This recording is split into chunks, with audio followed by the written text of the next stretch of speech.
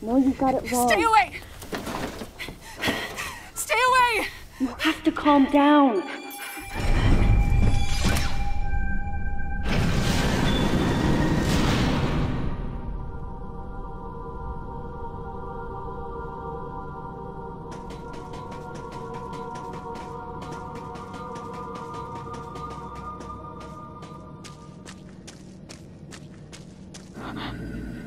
Wait.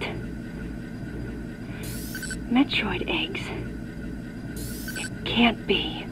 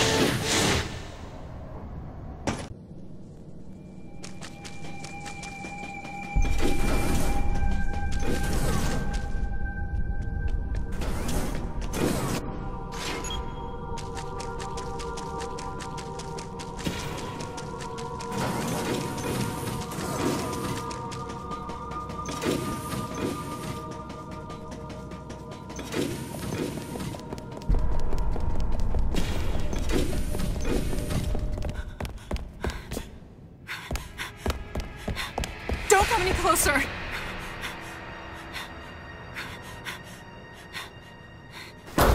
Don't come any closer! Stay away from me!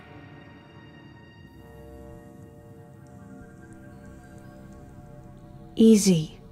I won't come any closer until you say so. My name is Samus. I'm an independent bounty hunter. I know the situation here and I know how you must feel. I'm here to secure your safety.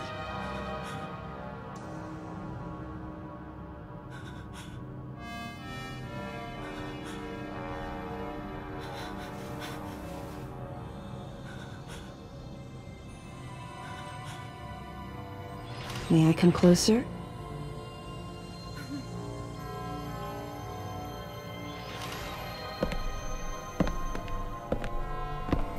What's your role at this facility? I'm responsible for all operations. My name is Madeline Bergman. Wait a minute. I met another woman who called herself Madeline Bergman. What's going on here? What you met was MB. She's an android. She was created with the intellectual data of Mother Brain and consequently developed Mother Brain's consciousness as well. What? The Federation's foolish plan. Mother Brain's rampage. Everything that happened here was just as Madeline, or rather MB, had told me. The person who sabotaged the system to stop MB's rampage and sent out the distress call had to be the person standing before me. It had to be Madeline Bergman. MB was the artificial intelligence originally developed to regenerate and control space pirate special forces. Because we wanted it to control these special forces through telepathy, we were forced to model its infrastructure after Mother Brain. At that time, MB didn't have a human form. Before long, we started to see the viability of creating Metroid clones. Once we did, MB started to take on her current shape. But why? Because we needed the first Metroid hatchling to recognize MB as its mother, she had to take on the form of a living thing. With that as our theoretical basis, we were able to create the ideal relationship with the Metroid. One that wasn't based on dominance or control. I remembered the baby hatching before my eyes. When it attacked Mother Brain in order to save me, that was the result of the kind of ideal relationship they were trying to develop with MB. They found the perfect means of control and started propagating Metroids in Sector 0. At the same time, they were conducting genetic manipulation experiments to create unfreezable Metroids. Apparently, the queen I met earlier was the first of these propagated Metroids to mature. They wanted to preserve her as a control specimen, so they had left her genes unaltered. The fact that she'd grow into a queen was something not even Madeline and her team could have predicted. Only special infants had the genetic coding to become queens. Once our MB was in a human form, she excelled. As an interface between us and them, her skills with personal interaction humanized her to a great extent. If my theory is correct, this is going to be a groundbreaking multi-system for artificial intelligence. Her confidence was unwavering, and her ability to learn was greater than we'd expected, but then she developed emotions, then a nascent sense of herself. She began asserting her own thoughts, and her opinions began to contradict ours. It's quite typical for artificial intelligence to evolve as a result of self-analysis. However, there's no precedent for an AI like MB developing emotions. It's possible that her interactions with the Metroids brought it about, but we don't know for sure. The newly hatched infant took to her like his mother. And perhaps at that moment, MB began to develop a soul. It was all conjecture, but the idea wouldn't leave my mind. And that was when we decided to alter her AI program. A human-like existence, but one without feelings. To make MB less than human, the researchers had to deny her that consciousness. I knew this, but in my heart, I felt sympathy for MB.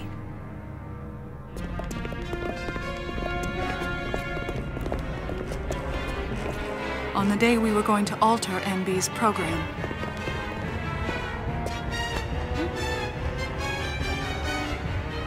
right before my eyes, Come on! No! I watched her being restrained. Stop! What are you doing to her? These orders are from above. Take her away. Wait! Madeline! She reached out to me and asked Calm me down. for help, No! but there was nothing I could do. What's happening? My presence that day caused a disturbing reaction in her.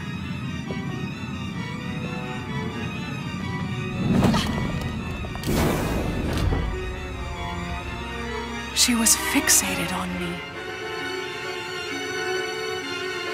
Madeline had taken to calling MB Melissa. She took the initials MB and told the AI they stood for Melissa Bergman. It looks great on you. MB liked that name. It made it sound like Madeline was calling her her daughter.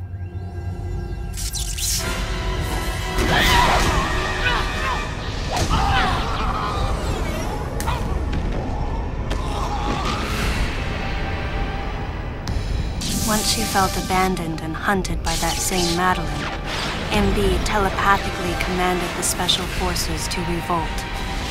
The facility fell into complete chaos and suffered widespread damage.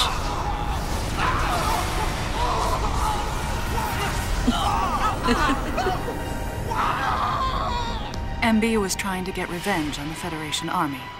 And on us. It's possible all humans have become the target of her hatred. With the space pirates under her control, she was able to propagate the Metroids in Sector 0, even creating a Queen Metroid. She was well armed and planning her attack on the Galactic Federation. But Adam and I crushed her plan completely. And now, who could guess where she was and what she planned next? She's backed into a corner. And her hatred is entirely focused on you and me right now. MB!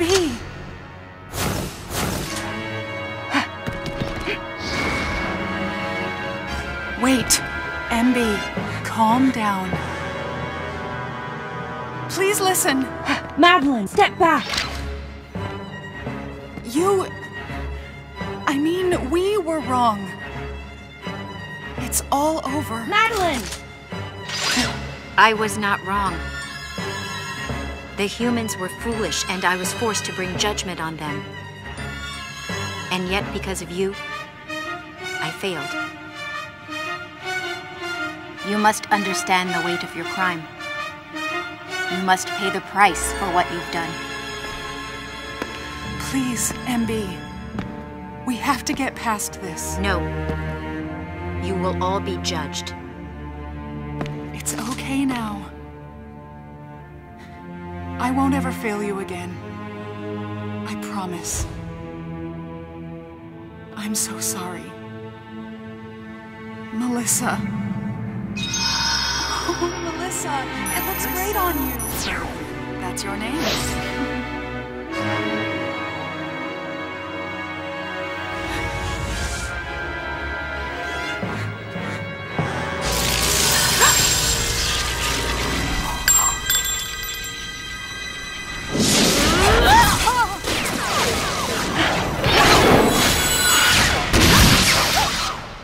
Let's go! Move!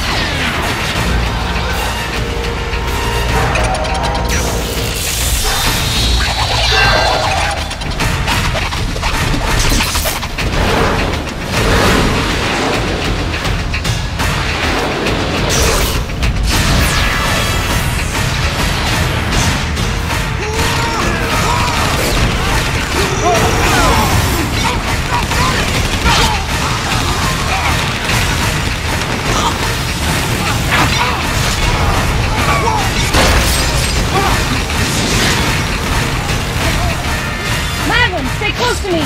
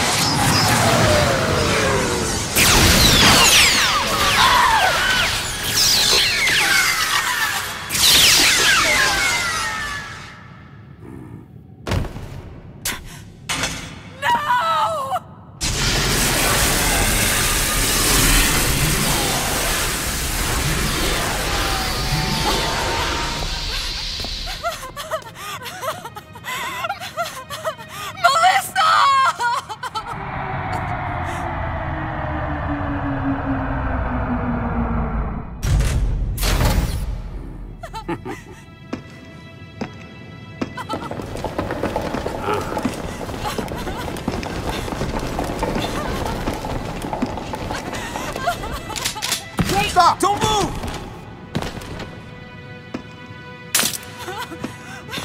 Melissa! Hey, are you okay? Hey, hang down over there, too! I'm getting you out of here.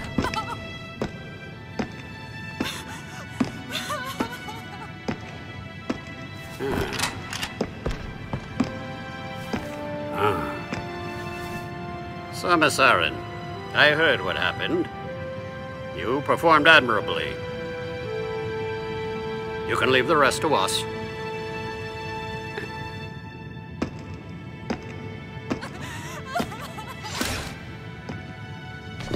Come on, get up now. Madeline! Wait, Aaron. Unfortunate what happened to Commander Malkovich. And to think that his entire unit was annihilated. Truly a tragic day. Would you agree, Aaron? Sadly, with them gone, you're just an outsider. And given your unofficial status, I cannot allow you contact with the witness.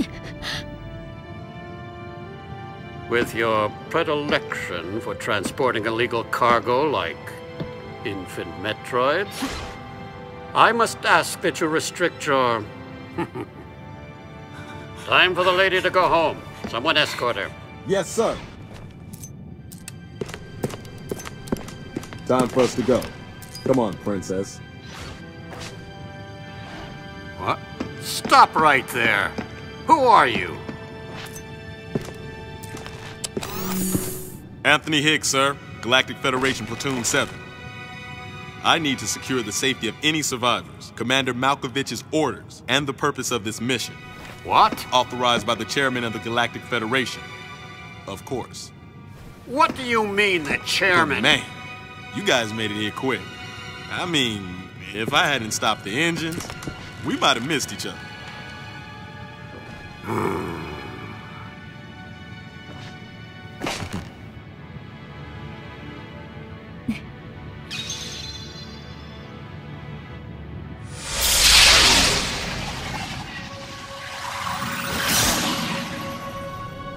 crazy. Crazy how something good can come out of something bad.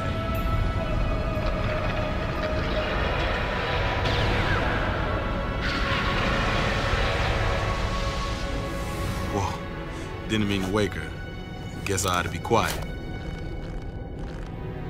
Anthony was trying to be courteous to Madeline. She was exhausted and had only just fallen asleep. She needed the rest. She had a lot of explaining to do once she got to Galactic Federation headquarters. For herself and for Melissa.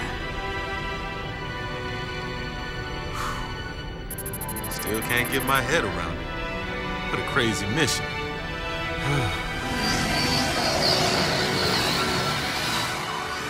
Anthony sighed as he muttered to himself.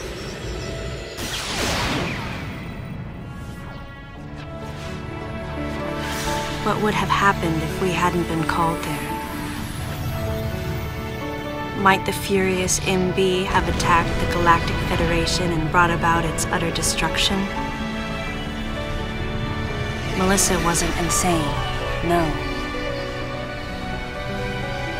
One day, a consciousness simply bloomed within her.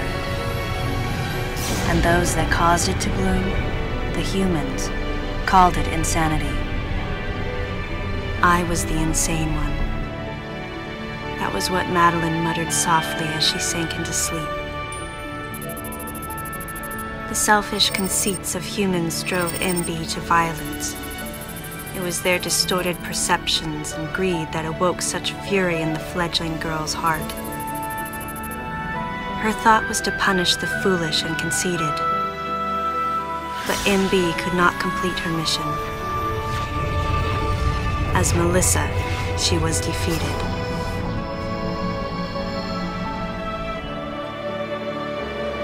With their one vulnerability overcome, the Metroids were indestructible. If some fool just following orders had taken the savage creatures to those who sought them. I can't imagine what would have happened if Adam hadn't recognized the looming danger. But the cost was far too great. Why did Adam have to pay with his life? For me, I couldn't believe he was dead. For the first time, I questioned his choice.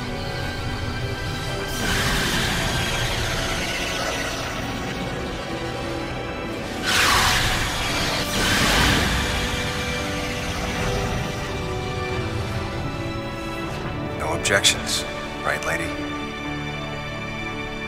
I heard Adam's voice in my head.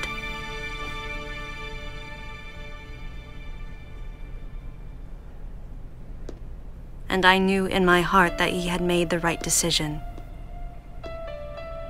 Just as he had so many years ago. In that moment, I swore not to grieve his death. And for the first time, I gave him a thumbs up. Just in case he was watching over me.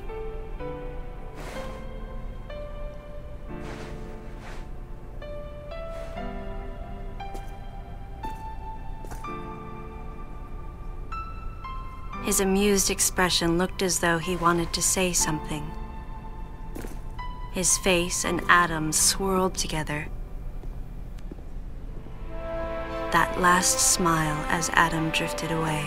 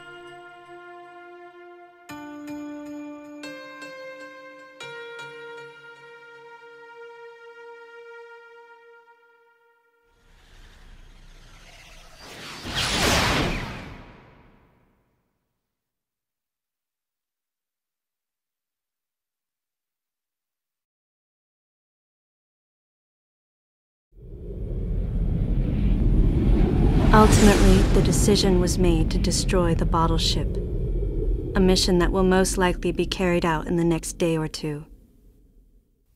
I'm heading toward the bottle ship now. I'm going to rescue something that was left there.